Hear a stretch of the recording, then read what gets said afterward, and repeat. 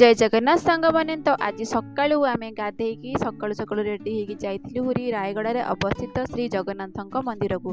तो जगन्नाथ मंदिर में पहुँचला ठाकुर को दर्शन कर सारी भोग कर सारी आसिक आम ये बस पड़ू। तो बेढ़ा बुली परिक्रमण कर सारिक आसी बसी तो बाहर माने किसी एमती भ्यू थिला जेहेतु मंदिर ठाकुर पाखे कैमेरा अलाउ नाला मुझे वीडियो बनईनी। ये मंदिर चारिपार्श्वर बहुत सारा मंदिर थिला मंदिरटा भी बहुत सुंदर थिला।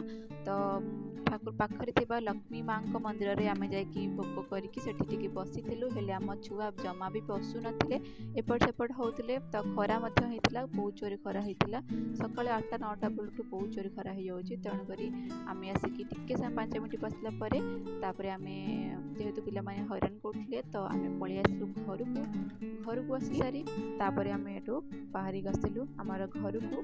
तो घर को आसिकी मु बनै देथिली इडली सहित चटणी।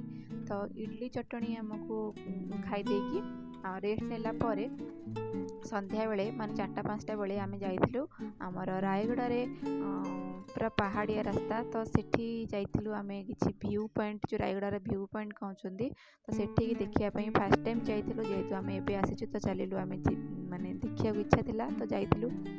और रास्ता तो बहुत सुंदर थिला मते तो चारिपटे पूरा माने एंती पहाड़ झरणा ब्रिज पूरा ग्रीनरी देखिकी मते बहुत भल लागुतिला।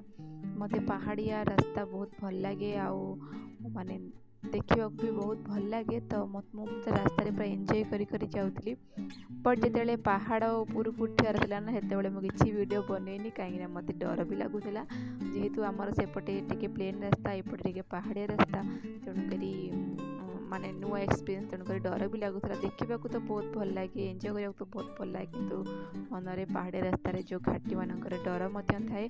ये देखु सनसेट दृश्य बहुत सुंदर लगुला आउ माने आमे आसिक व्यू पॉइंट रे पहुँची गलुणी। ये हूँ रायगढ़ व्यू पॉइंट तो ये सब रायगढ़ टोटाल टाउनटा देखा जाए आउ सनसेट दृश्य मैंने आप देखिपे बहुत सुंदर लगुला। यहाँ देखो रायगढ़ पूरा टाउन आउ रास्ता तो बहुत सुंदर लगुला किसी फोटो उठेलु तापर आमे घर को